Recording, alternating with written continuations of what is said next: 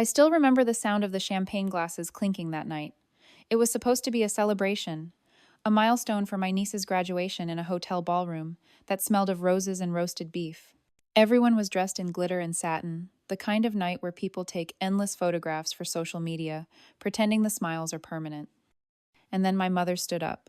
She was holding a black leather folder in her hand, the kind you see on a lawyer's desk, stiff and heavy with a brass clip shining at the corner. She smiled wide, a smile that did not reach her eyes.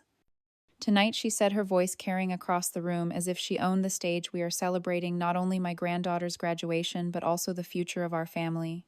The apartment worth $1.2 million will now serve the family's needs. It is too big for one person to keep. For a moment, I thought I had misheard her. My fingers instinctively tightened around the set of keys in my pocket keys I had worked for a decade to earn. The words hung in the air, sweet as poison. My cousin laughed nervously. My aunt whispered something under her breath. My younger siblings' eyes lit up like they had won the lottery. Everyone kept raising their glasses, clinking crystal, as if my home had just been auctioned off, and I was the last to know. You do not need that apartment, my mother continued, flipping the folder open. Inside were photocopied pages, a fake will, the kind of thing you recognize instantly if you have ever handled real paperwork. I caught a glimpse of a notary stamp that looked suspiciously blurred, like it had been pulled from the internet and pasted into place. I stood there rooted, alone in a room of relatives who smiled as if this was a natural thing. That is the kind of loneliness you do not forget, not the quiet solitude of an empty house, but the sharp solitude of being erased in front of the people who should protect you. My father clapped his hands together, pretending to be cheerful. "This is what family is about," he said, his eyes sliding away from mine. I heard laughter all around me, but none of it reached me. I looked down at the keys again, cool metal pressing against my palm. Those keys were my history, every overtime shift, every missed holiday, every simple meal, while others dined out.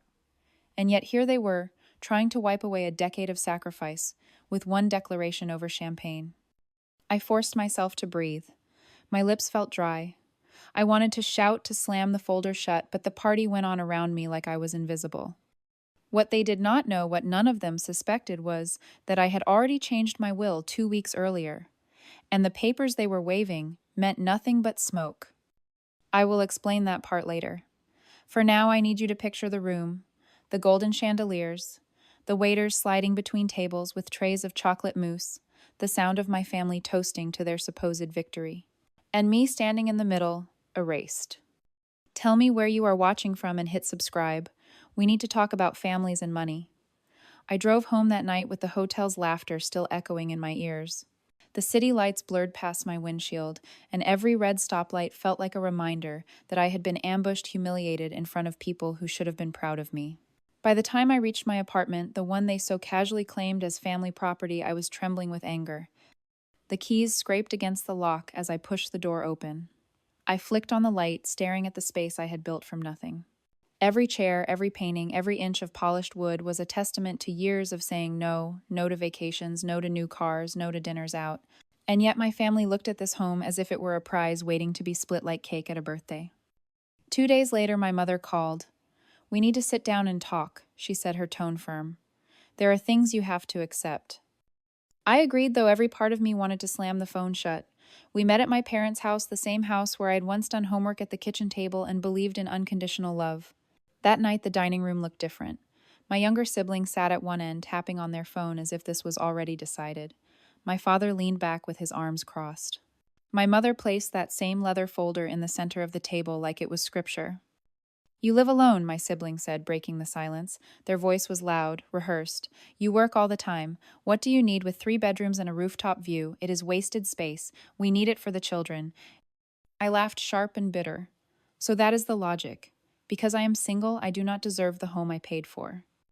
It is not about deserving, my father cut in. It is about sacrifice. Families share. Families take care of each other. Except when it comes to me, I shot back. That was when my mother slid her phone across the table. "You should see this," she said. On the screen was an email, addressed to a lawyer, subject line transfer of ownership. And there it was in black and white. My mother had already been negotiating behind my back. She had written about how our eldest does not understand the bigger picture, and how we must act before the property is sold or locked into a trust. Reading those words felt like ice water down my spine. I looked up, but no one met my eyes. You already made plans without me, I whispered. We had to, my mother insisted. You would never have agreed otherwise. That is called betrayal, I said. Not planning, betrayal. My sibling leaned forward, hands clasped like a preacher. You are acting selfish. Think of the children crammed into a two-bedroom while you live in luxury alone. How can you not see the injustice? I stared at them, at the same person I had babysat when our parents were too tired, the same person I had helped through college applications. And now they looked at me like I was nothing more than an obstacle. I felt my throat tighten. If you wanted help, you could have asked. But you chose to ambush me in a hotel ballroom in front of strangers. You wanted to humiliate me. The room fell silent for a moment. Then my father said the words that broke the last thread of restraint I had. You have been living for yourself long enough. It is time you gave something back. I leaned back in my chair, my heart pounding. You mean give up everything I worked for. You mean erase my sacrifice so you can live comfortably. My sibling smiled faintly, almost smug. Exactly. I knew in that instant I could never trust them again. And what they did not know, what none of them would suspect, was that I had not come to this meeting empty-handed. I had set my phone to record the moment I walked in. Every word, every accusation, every slip of arrogance was now captured. And that would matter very soon. The confrontation reached its peak 1 week later, during what they called a family resolution dinner. I should have known better than to show up, but there was a part of me, small, stubborn, that hoped reason might still exist within those walls. The table was set as if it were Thanksgiving: roast chicken, mashed potatoes, bottles of wine breathing beside tall glasses. But the warmth was counterfeit. It was not a holiday, it was a trial. My father sat at the head, my mother to his right, and my younger sibling directly across from me, eyes already sharp with challenge. In the center of the table lay a new folder thicker than before. My mother opened it with deliberate care, spreading the papers as though they were sacred texts. This, she said, is the agreement. A fair division of space and responsibility. I leaned forward, scanning the neatly typed lines. They had mapped out every inch of my apartment. One bedroom assigned to my sibling and their spouse, another to their children. The master bedroom reserved for my parents when they wished to visit. Even my living room had been labeled a shared family space. I laughed, though there was no humor in it. You drew up a floor plan for my home. Do you even hear yourselves? My sibling's voice rang with triumph. We thought it through. You can move into our smaller apartment. It suits a single person better. This way everyone benefits. Everyone but me, I replied. My father pushed a pen toward me. It is time you stop thinking in terms of mine and start thinking in terms of ours. The pen lay there, silver glinting under the chandelier, a weapon dressed as an invitation. You expect me to sign away 10 years of sacrifice because you decided I have too much? I asked quietly. You do not understand what it means to be part of a family, my mother said. We all sacrifice. Now it is your turn. I could feel my pulse in my fingertips. The weight of their words was not just about property. It was about erasing me, reducing me to a resource, a donor, an afterthought. Then, as if to punctuate their cruelty, one of my cousins, invited to witness, apparently snorted and said, People like you think success makes you special. But in a family, success means carrying everyone else. If you cannot handle that, what is the point of your success? The laughter that followed was small, but sharp, like glass breaking in my ears. I stood my chair, scraping against the polished wood floor. You could have come to me, I said. You could have asked, explained, treated me as a person. Instead, you plotted behind my back, humiliated me in public, and now you bring me here to demand my signature. You do not want family. You want ownership. My sibling rose to their feet, finger pointing across the table. Sign the agreement, or you will regret it. For a moment, silence. Then I smiled, slow and deliberate. You want me to sign? Fine, but remember this moment. What they did not realize was that my phone was recording again, tucked neatly against a water glass. Every demand, every insult, every threat, it was all being captured in perfect clarity. I slid the pen back across the table. No, I said. Not today. Not ever. Their faces twisted anger, disbelief, a flicker of panic, but I walked out before any of them could stop me. That night I replayed the recording. Their voices filled my apartment, venom disguised as reason, and as I listened, an idea began to form. They thought they had shamed me into silence. They had no idea what was coming next. I did not sleep much after that night. The recordings played over and over in my head, the way my sibling's voice had dripped with entitlement, the way my father pushed that silver pen like a judge handing down a sentence. By dawn, I knew I could not keep it to myself. Silence would mean surrender, and I was done surrendering. I transferred the files from my phone to my laptop. The audio was crystal clear, every insult, every smug declaration, even the moment my cousin laughed at the idea that my success was my own. I edited nothing. I wanted the world to hear the raw truth. With a shaky breath, I uploaded the video to a platform I knew well, one where stories like mine sometimes caught fire. The title was simple: When Your Family Decides Your Home Belongs to Them.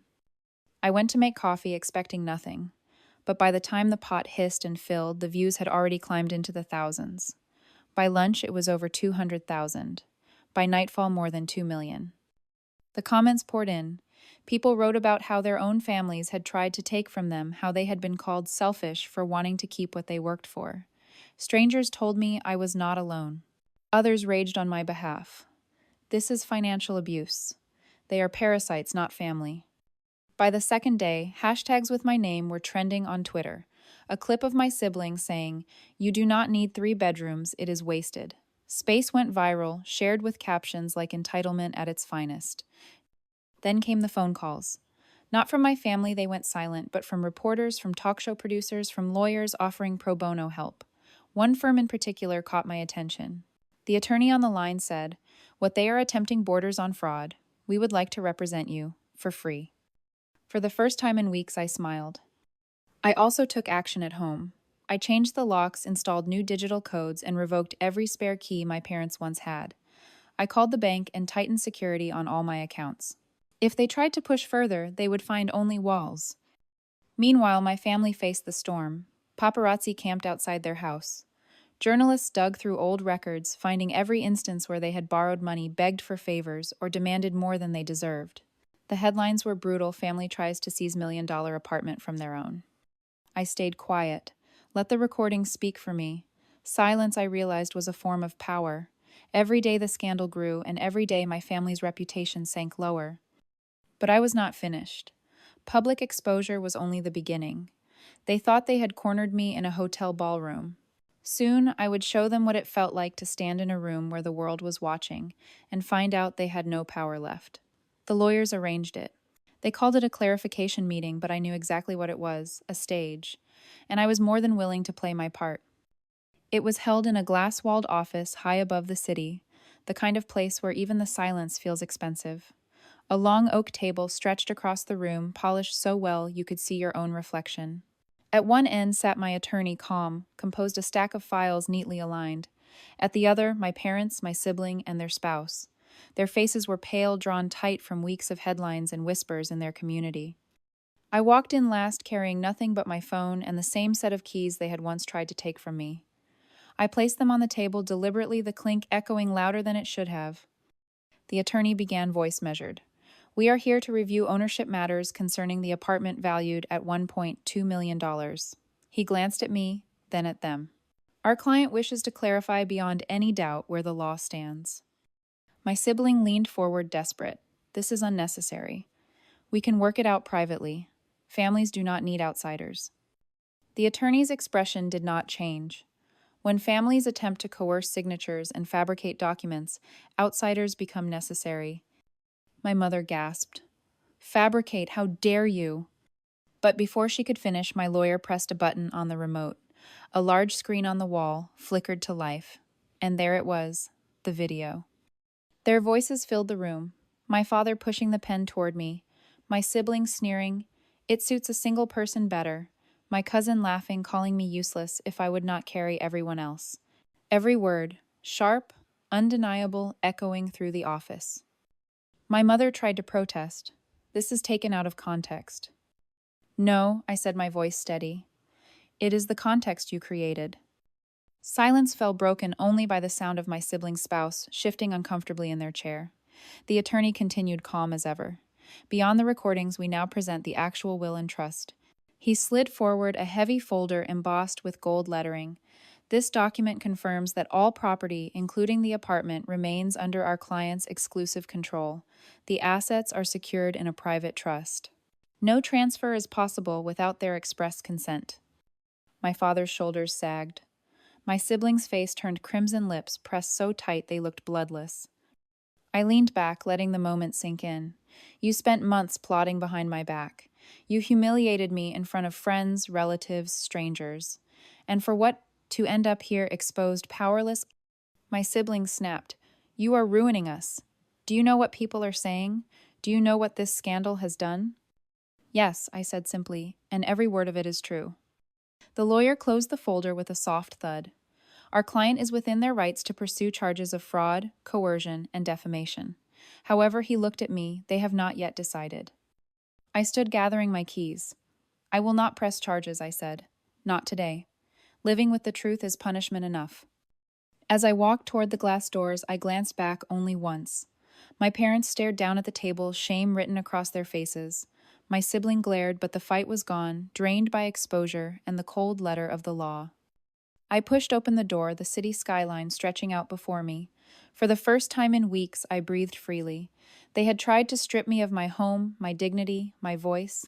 Instead, they had handed me something far greater proof that I could never be erased again. News travels fast in a city like mine. By the next morning, the clip of the meeting in that glass-walled office was circulating online, shared side by side with the earlier recordings. Viewers called it the final blow. Strangers debated my family's entitlement on podcasts, morning talk shows, even in late-night comedy monologues. I never had to say a word.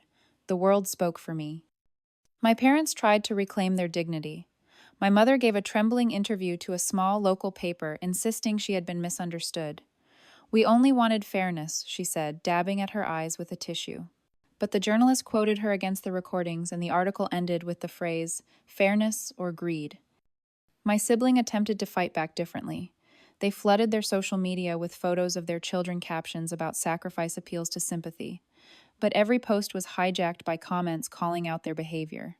Do not use your kids as shields, one stranger wrote a comment that quickly gathered thousands of likes. Behind closed doors, the consequences deepened. My sibling's employer called me anonymously, asking for a statement.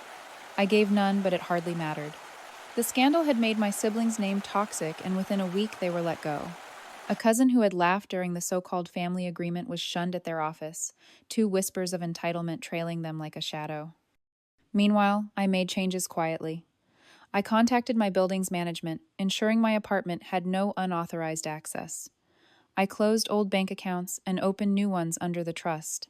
I even changed my phone number, letting only a handful of trusted friends know how to reach me. There were nights when the quiet felt heavy. I would sit by the window watching the lights of the city flicker and wonder how it had come to this. These were my parents, my blood. These were the people I had once believed would be proud of me. But instead of pride, they chose to demand, to scheme, to humiliate. And yet I felt no urge to reach out, no need to heal what was broken. Some wounds cannot be stitched by apologies, especially when the apologies never come. A strange thing happened, though. Strangers began sending me letters, real letters, not just emails or comments. They shared stories of their own betrayals of siblings who drained bank accounts of parents who saw their children's success as communal property. One woman wrote, "Hearing your story gave me the courage to say no for the first time in my life." It struck me then my pain had become something larger than myself. My silence had once been their weapon. Now my voice amplified by millions was my shield. As for my family, they faded into whispers. No more public statements, no more bold declarations. The scandal had burned too brightly, and now all that remained was smoke. I knew they still gathered, still talked about me in living rooms and kitchens, but their words no longer had reach. They no longer had power. I lived each day with a kind of cautious peace. I went to work, I cooked simple meals, I walked through the apartment they had once tried to seize. Every corner, every object reminded me of resilience. The keys on my counter gleamed like metals. But in the quiet of those evenings, I also felt a stirring. Exposure had been enough to stop them, but it had not been enough for me. My revenge was not yet complete. There was still one final act left, one that would secure my independence forever and turn their betrayal into something greater than scandal. The final act came quietly without confrontation or raised voices. I had no interest in shouting matches anymore. I wanted permanence. I met with my attorney in the same glass-walled office where my family had once been cornered. This time, the folder on the table was mine alone. Inside were the papers that would create something they could never touch, a foundation seeded with the apartment's value, and a portion of my savings dedicated to teaching young people financial independence. I signed every page slowly, the sound of the pen steady against the paper. As I handed the folder back, I felt a strange calm settle in me. The apartment would remain mine while I lived, but when I was gone, it would not be torn apart by greedy hands. It would become a tool, a legacy, something larger than their entitlement. Word of the foundation spread quickly. Local news outlets ran stories about it. One anchor even called me a reluctant hero of financial survival. Messages flooded in again, not just of sympathy now, but of admiration. Parents told me they were using my story to teach their children the importance of boundaries. Teachers asked if I would speak to their students. And my family, they were silent, utterly painfully silent. The same relatives who had once laughed at me in a hotel ballroom now avoided my name altogether. In our hometown, neighbors whispered about them in grocery store aisles, shaking their heads. My sibling, once so proud, could not even walk into the local coffee shop without feeling eyes on their back. I did not relish their shame. Not exactly. But I recognized it for what it was, the natural consequence of their choices. They had wanted to turn me into a cautionary tale of selfishness. Instead, they had turned themselves into a cautionary tale of greed. Sometimes late at night, I walked through the apartment with its tall windows and city lights. I would pause at the kitchen counter where the leather folder had once been placed like a weapon. I would touch the keys that now sat in a simple glass bowl by the door. Every object held meaning now, not just as possessions, but as proof that I had endured. I thought of my younger self working late shifts, living on instant noodles, dreaming of a place to finally call home. That person had not done all that just to be erased, and now they never would be. As I looked out over the skyline, I understood something I had not before. Family can be love, but it can also be weight. And sometimes the bravest act of love is to let go of the weight, to stand alone and still stand tall. They had tried to strip me of dignity. They had handed me clarity instead. They had tried to shame me into silence. They had given me a platform. They had tried to claim my future. I had turned it into something untouchable. Closure is not always reconciliation. Sometimes closure is simply walking forward, while those behind you remain stuck. The day the foundation officially launched, I stood before a room full of strangers, students, reporters, teachers, even a few lawyers who had quietly supported me from the beginning. The air smelled of fresh paint and polished wood. The office space had been donated by a business owner who said my story had inspired him. I spoke plainly. They tried to erase me. They tried to tell me I owed them everything because I had worked for something. But success is not a debt. It is the fruit of sacrifice. And no one has the right to take that from you. The room was quiet, every face turned toward me. For the first time, I did not feel like a victim recounting humiliation. I felt like someone who had turned pain into purpose. Reporters asked questions about the foundation's goals. I explained how it would fund workshops on budgeting, investing, and boundary setting. Because too many people, I said, have been taught that family obligation means surrendering your own future. It does not. Helping is a choice, not a duty stamped into your birth certificate. Applause filled the room. Flashbulbs popped. My words, once ignored at family tables, now echoed through microphones and news articles. Later that evening, I returned to my apartment.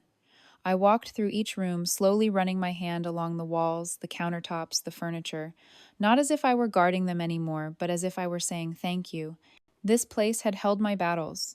Now it would hold my peace. I paused at the window, the city lights glittering beneath me like a sea of quiet stars.